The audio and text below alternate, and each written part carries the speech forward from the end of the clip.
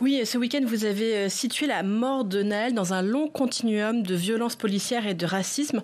Est-ce que vous estimez que cette mort doit jeter l'opprobre sur l'ensemble de la police, sur un système de la police ?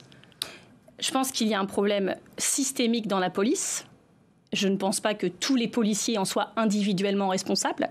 Je pense que ce policier porte une responsabilité individuelle, mais quand j'entends Emmanuel Macron dire voilà, son geste est inexcusable et inexplicable, il est inexcusable, mais il n'est pas inexplicable. Vous parlez d'un système. Ça fait d'ailleurs des années qu'on essaye d'en parler. Donc c'est structurel pour vous. Évidemment. Et juste dire, il y a un donc problème. Donc c'est l'ensemble de la police alors. Oui, mais ça veut dire que l'institution est problématique. Et lisez le communiqué qu'a fait le syndicat Alliance il y a 2 jours, vous serez fixé sur la question. Ça ne veut pas dire que chaque policier individuellement est problématique. Quand vous êtes dans une institution problématique d'ailleurs, vous pouvez être vertueux ou pas. Donc c'est très de la police fonctionner bien. D'accord. Il y a un problème avec l'institution. Il y a un problème avec l'institution de la police. Parlez-en d'ailleurs à certains policiers racisés qui y a eu des fuites il y a quelque temps de, vous savez, des messageries instantanées où en fait il y avait des policiers qui échangeaient entre eux. Il y avait des choses atroces qui étaient dites sur leurs collègues racisés qui étaient victimes au quotidien de choses atroces. Vous voyez dans la police que dans la société. Moi, je regarde ce qu'ils votent en moyenne. Alors, c'est peut-être aussi leur métier qui les fait voter ça. Enfin, tout est sûrement lié. Mais oui, il y a un problème. Et je trouve extrêmement délétère que quand on essaye de l'adresser dans le débat public, on nous répond « c'est anti-flic ». Bah non, en fait, c'est pas anti-flic.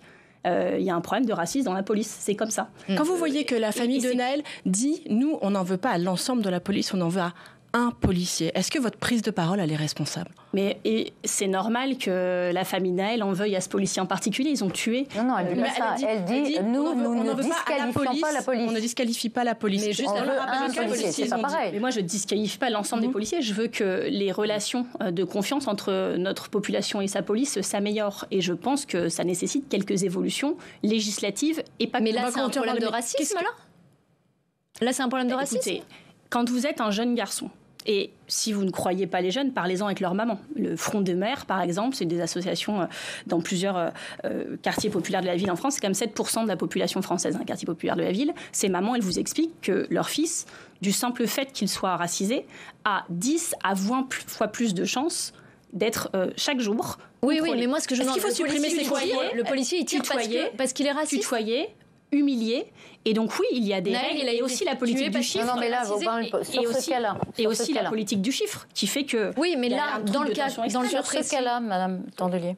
Je pense que ça adresse un continuum de violence policière, un continuum de racisme, un continuum d'après-colonisation qui n'a jamais été vraiment adressé et géré, et un continuum de ségrégation dans ce pays où on parque dans des quartiers ce qu'on ne sait pas gérer autrement et ce qui vous êtes pour supprimer énormément de violence dans la société, mais aussi pour les personnes qui habitent dans ces quartiers. Est-ce que vous voulez supprimer tous les contrôles d'identité, c'est le cas de l'intellectuel Patrick Veil qui dit ça sert à rien à part à stigmatiser?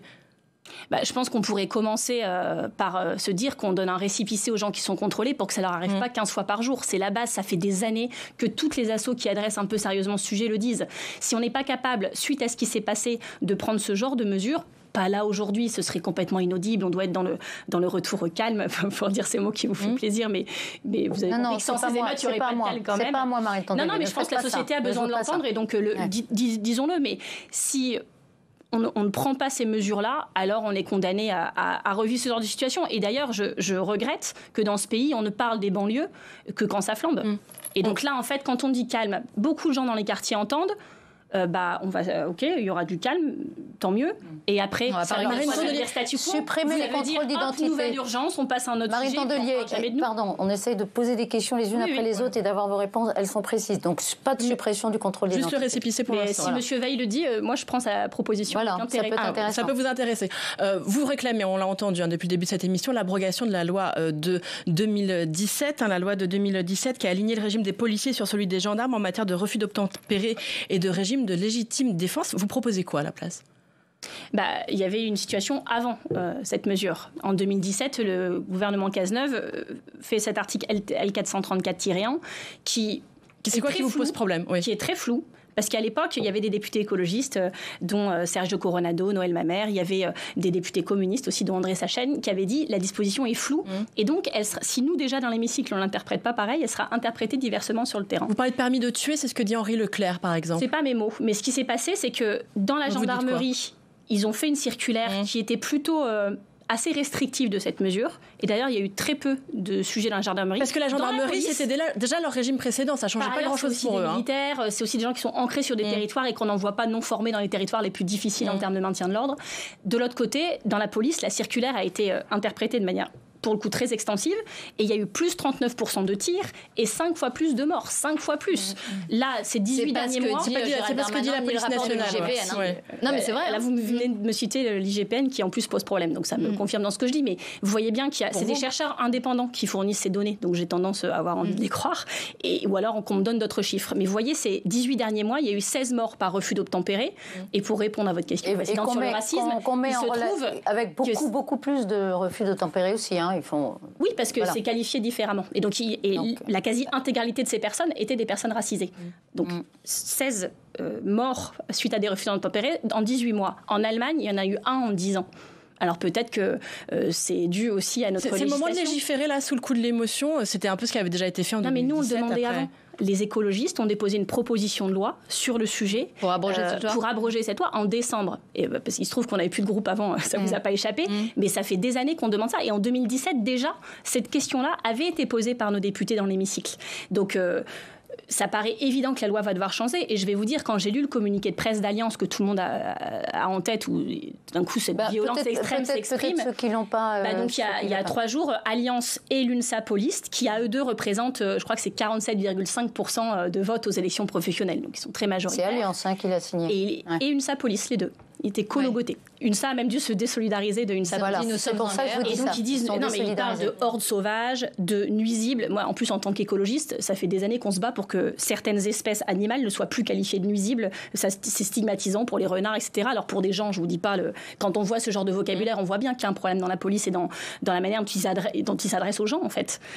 Et donc quand on voit ce communiqué, moi je l'interprète comme ils ont bien compris que la loi allait devoir changer et donc ils interviennent très lourdement pour rappeler au gouvernement leur pouvoir de nuisance. Finalement, c'est une forme d'intimidation. Alors, la police, c'est désolidarisé. La police est en train d'essayer d'intimider en fait le gouvernement en disant on vous prévient, si vous bougez une oreille, si vous changez cette loi, parce que évidemment il y a une majorité culturelle en France pour pouvoir changer cette loi, tout le monde voit bien qu'il y a un problème. Bah nous, on rendra les armes, nous on fera et on entrera en résistance. Alors on va pas passer toute l'émission sur Alliance. Ça fait 2 fois déjà qu'on l'évoque. Vous avez non mais même quand vous avez raison. Et c'est normal. Non mais vous l'avez bien, on a bien compris et on comprend pourquoi vous êtes tout à fait hostile par rapport à ça. Non mais c'est vrai. Je suis choquée. Je suis choquée et inquiète pour la suite. Émeute ou pas en fait. Quand il faut dissoudre ce type de... Est-ce que vous iriez jusqu'à proposer de dissoudre un syndicat qui a des termes aussi violents à l'égard de jeunes ? Moi, je pense qu'il faut arrêter de vouloir dissoudre tous les gens qui ne sont pas d'accord avec nous. En fait. Vous avez raison. C'est très inquiétant. Non, mais je trouve qu'il faut résoudre politiquement les sujets. Et j'étais extrêmement choquée que M. Darmanin, dès qu'il y a un problème, il dissout les opposants politiques. Donc ce ne serait pas ma méthode si on était au pouvoir.